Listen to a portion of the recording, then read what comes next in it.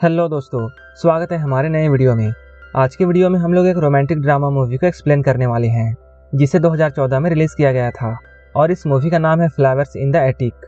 तो चलिए इस मूवी को शुरू करते हैं। मूवी की शुरुआत में हम लोग एक फैमिली को देखते हैं। ये सारे लोग बहुत खुश हैं। इस परिवार की लेडी का नाम कॉरिन है और उसके पति का नाम क्रिस्टोफर है। इनके 4 बच्चे हैं। इनमें से बड़े बेटे का नाम क्रिस है और बेटी का नाम कैथी है। इन लोगों से 2 छोटे ट्विंस और हैं। जब क्रिस्टोफर अपने बच्चों के साथ खेल रहा होता है उस वक्त कैथी को ये पता चलता है कि उसके फादर का प्रमोशन हुआ है। ये बात जानकर कैथी खुश नहीं होती है क्योंकि उसके फादर अब और भी बिजी हो जाएंगे। इसलिए वो अपने रूम में आकर रोने लगती है क्योंकि वो अपने डैड के साथ टाइम स्पेंड करना चाहती थी, लेकिन अपने प्रमोशन के बाद उसके डैड और भी बिजी हो जाएंगे, जिसके बाद उन्हें कैथी के साथ खेलने का टाइम नहीं मिलेगा। क्रिस्टोफर कैथी को समझाता है उसे कई सालों के बाद प्रमोशन मिली है और उसकी सैलरी भी काफ़ी बढ़ गई है, इसलिए वो इस मौके को छोड़ना नहीं चाहता है। इसके बाद वो कैथी को एक रिंग देता है जो कि काफ़ी महंगी होती है और वो कैथी से ये कहता है तुम्हें मेरे जाने के बाद इस फैमिली को संभालना है। कैथी क्रिस्टोफर की बातों को सुनने के बाद हामी भरती है। अगले दिन इनके घर में ट्विंस का जन्मदिन होता है। इनके घर में एक पार्टी होती है, लेकिन इस पार्टी के बारे में क्रिस्टोफर को पता नहीं था क्योंकि ये लोग उसे सरप्राइज देना चाहते थे। तभी कार की आवाज़ आती है और सारे लोग क्रिस्टोफर को सरप्राइज देने के लिए उस रूम में छुप जाते हैं, लेकिन ये लोग देखते हैं वहाँ क्रिस्टोफर नहीं है और वहाँ एक पुलिस ऑफिसर आया है।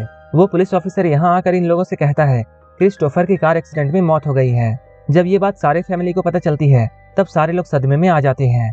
क्रिस्टोफर के मरने के बाद इस घर में कमाने वाला कोई नहीं होता है। कॉरिन उतनी पढ़ी लिखी नहीं होती है, इसलिए वो अच्छी जॉब नहीं कर सकती थी। वहीं हम लोग कॉरिन को देखते हैं जो कि किसी को लेटर लिख रही होती है।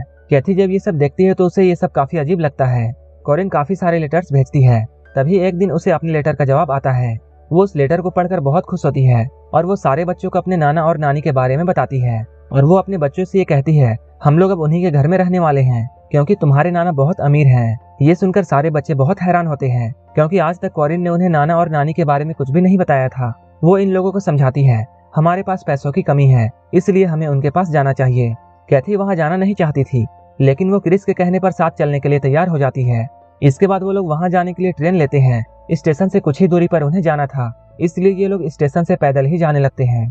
इसके बाद ये लोग अपने नाना और नानी के घर पहुंच जाते हैं। घर पर हमें कॉलिन की मॉम जिसका नाम एरिन है वो दिखाई देती है। वो इन लोगों को देखकर ज्यादा खुश नहीं होती है। वो इन लोगों से कहती है तुम लोग यहाँ ज्यादा शोर मत मचाना। इसके बाद वो इन लोगों को एक रूम में लेकर जाती है। उसके बातों से ऐसा लग रहा था जैसे वो कॉरिन के बच्चों को पसंद नहीं करती है। उनकी बातों को सुनकर बच्चों को ये पता चलता है उनके मॉम ने उनके नाना को यहाँ आने के बारे में कुछ भी नहीं बताया है। कॉरिन इन लोगों से कहती है सालों पहले मैंने एक गलती की थी जिसकी वजह से मेरे फादर ने मुझे जायदाद से निकाल दिया था, लेकिन अब हमारी हालत ठीक नहीं है, इसलिए हमें उनका भरोसा जीतना होगा और अब मैं उन्हें तुम सबके बारे में बताऊंगी। तभी एलन को कैथी के हाथों में एक रिंग दिखती है जिसे उसके फादर क्रिस्टोफर ने उसे दिया था, लेकिन एलन उस रिंग को कैथी से छीन लेती है क्योंकि एलन क्रिस्टोफर को पसंद नहीं करती थी। इसके अगले दिन हम लोग एलन को देखते हैं जो कि सारे बच्चों के लिए खाना लेकर आती है और वो इन लोगों को यहाँ शोर करने से मना करती है ताकि घर में काम करने वाले नौकरों को इनके बारे में पता ना चले। इनके भाई बहन बहुत छोटे थे, इसलिए एलिन उन्हें एटिक में खेलने के लिए कहती है, लेकिन जब ये लोग खेलने के लिए एटिक में जाते हैं तब ये जगह इन लोगों को जरा भी पसंद नहीं आती है। अगले दिन ये लोग एक दूसरे के साथ खेलने लगते हैं जिससे काफी ज्यादा शोर होती है। तभी वहाँ पर एलिन गुस्से में आती है और अब वो इन्हें सजा देना चाहती थी, लेकिन इन बच्चों के बजाय वो कॉरिन को सजा देती है और वो कॉरिन को बहुत मारती है और वो इन लोगों को कॉरिन के चोट के निशान दिखाती है ताकि बच्चे आगे से ऐसी गलती ना करें। अगले दिन जब कॉरिन बच्चों के पास आती है तब कैथी उससे पूछती है एलिन हमारे डैड से इतनी नफरत क्यों करती है। कॉरिन इन्हें बताती है एक दिन उसके डैड एक लड़के को घर लेकर आते हैं क्योंकि उस बच्चे के पेरेंट्स मर चुके थे और डैड उसका देखभाल करना चाहते थे और वो लड़का कोई और नहीं बल्कि क्रिस्टोफर था। जब मैं छोटी थी तब मैं तुम्हारे डैड के साथ टाइम स्पेंड करती थी। ये देखकर उसकी मॉम बहुत गुस्सा होती थी। धीरे धीरे कॉरिन को क्रिस्टोफर से प्यार हो जाता है, लेकिन वो लोग जानते थे उनके घर वाले इस रिश्ते को नहीं समझेंगे, इसलिए इन लोगों ने भागकर शादी कर ली और इसी वजह से कॉरिन के माँ बाप क्रिस्टोफर को जरा भी पसंद नहीं करते हैं। ये सुनकर बच्चे बहुत हैरान होते हैं, लेकिन क्रिस अपने मॉम का सपोर्ट करता है और वो अपनी मॉम से बोलता है आप सब कुछ एक दिन ठीक कर दोगी। अगले सीन में हम लोग कैथी को देखते हैं जो कि एक कैलेंडर बना रही होती है। अब इन लोगों को यहाँ एक हफ्ता हो चुका था और कॉरिन एक हफ्ते से इन लोगों से मिलने नहीं आई है। ऐसे ही समय बीतता जाता है और कॉरिन को गए हुए 1 महीने गुजर जाते हैं। 1 महीने के बाद कॉरिन अपने बच्चों से मिलने के लिए आती है। इतने दिनों के बाद जब कैथी अपनी मॉम को देखती है तब वो उनसे पूछती है तुम नाना को हमारे बारे में कब बताने वाली हो। कैथी बार बार कॉरिन से ये पूछती है। तब कॉरिन परेशान होकर उसे ये बोलती है मैं तुम लोगों के बारे में डैड को कभी भी नहीं बताने वाली हूँ, क्योंकि अगर डैड को ये बात पता चल जाती है कि मेरे कई बच्चे हैं तब वो मुझे घर से निकाल देंगे। जब कैथी और क्रिस ये सुनते हैं तब वो लोग बहुत शॉक होते हैं। इसके बाद कॉरिन यहाँ से चली जाती है। इन लोगों को यहाँ कई महीने बीत जाते हैं। धीरे धीरे क्रिसमस का वक्त आ जाता है। इसके बाद कैथी क्रिस से ये कहती है, अगर हम एलिन को एक ब्यूटीफुल क्रिसमस कार्ड बनाकर देते हैं तब वो शायद हमें यहाँ से आजाद कर देगी। इसके बाद ये सारे लोग मिलकर एक अच्छा सा क्रिसमस कार्ड बनाने लगते हैं, लेकिन उस कार्ड को देखकर एलिन कोई भी रिएक्शन नहीं देती है और उस कार्ड को इग्नोर करके यहाँ से चली जाती है। ये सब देखकर बच्चों को बहुत बुरा लगता है। कुछ वक्त बाद कॉरिन फिर से इन लोगों से मिलने के लिए यहाँ आती है। वो यहाँ बच्चों के लिए बहुत सारे गिफ्ट लेकर आई थी। तभी वो क्रिस और कैथी को ये बताती है कि उसके पेरेंट्स आज क्रिसमस की पार्टी दे रहे हैं। कैथी यहाँ पार्टी में जाने के लिए जिद करने लगती है, लेकिन कॉरिन उसे मना करती है। लेकिन कैथी बार बार वहाँ जाने की जिद करती है।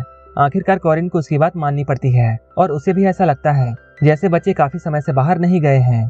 इसके बाद रात में कॉरिन उन दोनों को एक टेबल में छुपा देती है ताकि ये दोनों रात की पार्टी एंजॉय कर सके। तभी पार्टी में कॉरिन के डैड आते हैं। उनकी उम्र काफी ज्यादा हो चुकी थी। इधर कैथी और क्रिस पार्टी के बाद जब अपने रूम में जा रहे होते हैं तभी वो कॉरिन को किसी आदमी के साथ देखते हैं। कॉरिन और वो आदमी एक दूसरे के काफी करीब थे। देखने में ऐसा लग रहा था जैसे कॉरिन उस आदमी से प्यार करती है। इसके बाद कैथी रूम में आती है, लेकिन क्रिस इस घर में इधर उधर घूमने लगता है। थोड़ी ही देर में कॉरिन को ये बात पता चल जाती है कि क्रिस यहाँ नहीं है और क्रिस कहीं बाहर घूम रहा है। ये जानकर कॉरिन बहुत गुस्सा होती है। गुस्से में वो क्रिस को एक चाटा मारती है। वहीं अगले दिन जब क्रिस एक एडल्ट बुक पढ़ रहा होता है तभी कैथी वहाँ आती है और उसे ये बुक पढ़ते हुए देख लेती है। ये बात वो अपनी मॉम कॉरिन को बता देती है। कॉरिन कैथी को समझाती है जैसे जैसे बच्चे बड़े होते हैं उनके बॉडी में फिजिकल और केमिकल चेंजेस आने लगते हैं। इसके बाद कॉरिन कैथी को एक ड्रेस देती है। जब कैथी इस ड्रेस को पहन रही होती है तभी क्रिस वहाँ आता है और वो कैथी की तरफ अट्रैक्ट होने लगता है। लेकिन उसी वक्त एलन भी वहाँ आ जाती है और इन दोनों को एक जगह पर देखकर उसे ऐसा लगता है जैसे इन दोनों के माँ बाप की तरह ही इन दोनों में भी कुछ चल रहा है। इसलिए वो अब कैथी को सजा देना चाहती है और वो कैथी के बालों को काटना चाहती है, लेकिन क्रिस उसे रोकता है। एलन क्रिस से कहती है, अगर तुमने कैथी के बाल नहीं काटे तब वो एक हफ्ते तक इन लोगों को खाना नहीं देगी। लेकिन क्रिस कैथी के बाल नहीं काटता है। इसके बाद वो कई दिनों तक इन लोगों को खाना नहीं देती है। लेकिन एक रात उसे बच्चों पर दया आ जाती है और वो कुछ फल लेकर इन लोगों के पास आती है। जब ये लोग खाना खाकर सो जाते हैं तब वो कैथी के बालों में टार लगा देती है। इसके बाद क्रिस को कैथी के बाल काटने पड़ते हैं। इस दौरान कैथी काफी इमोशनल हो जाती है और ये दोनों एक दूसरे के काफी करीब आ जाते हैं। इसके बाद ये लोग रस्सी के सहारे उसी रात नीचे आते हैं और नीचे आकर वो लोग बहुत एंजॉय करते हैं। यहाँ से नीचे आने के बाद इन लोगों को समझ में आ जाता है कि ये लोग यहाँ से भाग सकते हैं। अगले दिन कॉरिन इन लोगों से मिलने के लिए आती है और वो बच्चों को ये बताती है कि उसने शादी कर ली है। ये जानकर क्रिस को कॉरिन पर बहुत गुस्सा आता है। वो उससे कहता है, हम लोगों की हालत 1 साल से बहुत खराब है और तुम बाहर जाकर शादी कर रही हो। लेकिन कॉरिन को इस बात से कोई भी फर्क नहीं पड़ता है। अगले दिन हम लोग एलन को देखते हैं। वो बच्चों के लिए खाने का सामान लेकर आती है। ये देखकर बच्चे बहुत खुश होते हैं। तभी क्रिस एलन के पास जाता है और बहुत ही चालाकी से अपने रूम की चाबी का छाप साबुन पर ले लेता है। अब ये लोग यहाँ से भागना चाहते थे। इसके बाद ये लोग सोचते हैं वो लोग चुपके से घर में जाएंगे और कुछ पैसे चुराएंगे। जब उनके पास काफी सारे पैसे हो जाएंगे तब वो लोग यहाँ से भागने की सोचेंगे। क्रिस अब उस रूम की डुप्लीकेट चाबी बना लेता है। इधर क्रिस और कैथी जब कॉरिन के रूम से पैसे चोरी कर रहे थे तभी ये दोनों एक दूसरे के काफी नजदीक आ जाते हैं और ये दोनों एक दूसरे के साथ इंटीमेट हो जाते हैं। अगले दिन उन जुड़वा बच्चों में से एक बच्चे की तबीयत बहुत खराब हो जाती है। इसके बाद कॉरिन उस बच्चे को हॉस्पिटल लेकर जाती है। कुछ वक्त बाद कॉरिन वापस आकर इन लोगों को बताती है कि उसे फूड पॉइजनिंग हुआ था और जिसके कारण उसकी मौत हो गई और मैंने उसे दफना दिया। कॉरिन दफनाने की बात इन बच्चों से इसलिए कहती है ताकि ये लोग उसे देखने की जिद ना करे। ये सुनने के बाद ये तीनों बच्चे कॉरिन से बहुत नफरत करने लगते हैं। अब क्रिस और कैथी उसी रात को भागने की सोचते हैं। इसके बाद ये लोग एक बार फिर से उस रूम से निकलते हैं और घर में पैसे चुराने के लिए जाते हैं। लेकिन क्रिस को नौकरों से एक बात पता चलती है कि कॉरिन के डैड को मरे हुए 7 महीने हो चुके हैं। लेकिन कॉरिन ने अब तक बच्चों को इसके बारे में नहीं बताया है। ये खबर सुनते ही जब क्रिस अपने रूम में जा रहा होता है तभी वो एलिन को देखता है। जब वो यहाँ से वापस जाने लगता है तब एलिन भी उसे देख लेती है। जब क्रिस रूम में आता है तब वो देखता है इन लोगों का पालतू चूहा उस खाने को खाकर मर गया है जिस खाने को एलिन लेकर आई थी। ये देखकर ये लोग समझ जाते हैं कि एलिन उनके खाने में रोज थोड़ा थोड़ा जहर देती थी ताकि वो इन बच्चों को मार दे और इनके भाई की भी जान उसी खाने को खाकर गई है। ये लोग आपस में बातें कर ही रहे होते हैं तभी एलिन वहाँ आ जाती है और वो क्रिस से चाबी मांगने लगती है। लेकिन क्रिस एलिन को वो चाबी नहीं देता है और वो कैथी को एटिक में जाने के लिए कहता है। एलिन भी इन लोगों के पीछे आने लगती है।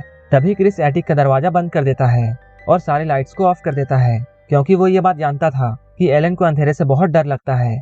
इसका फायदा उठाते हुए सारे लोग एटिक की तरफ जाने लगते हैं। तभी एलन डर से इन लोगों को बताती है कि उस खाने में जहर डालने का आइडिया मेरा नहीं था, बल्कि ये आइडिया तुम्हारी माँ कॉरिन का था। ये सुनकर कैथी और क्रिस को बहुत बुरा लगता है, क्योंकि वो अपनी माँ से पहले ही बहुत नफरत करते थे, इसलिए उन्हें अब इस बात से कोई भी फर्क नहीं पड़ता है। धीरे धीरे करके ये लोग नीचे उतर जाते हैं। तभी एक आदमी इन लोगों की तरफ गन पॉइंट कर देता है और इन लोगों को पकड़ लेता है। लेकिन जब कैथी उस आदमी को सच्चाई बताती है कि वो लोग कॉरिन के बच्चे हैं और कॉरिन उनकी माँ है, तब वो आदमी सब कुछ समझ जाता है और इन लोगों को यहाँ से जाने देता है और ये मूवी यहीं पर खत्म हो जाती है। अगर आपको ये मूवी अच्छी लगी हो तो एक लाइक जरूर कर देना और ऐसे ही मूवीज के लिए मेरे चैनल को जरूर सब्सक्राइब कर लेना। तो मिलते हैं हमारे नेक्स्ट वीडियो में।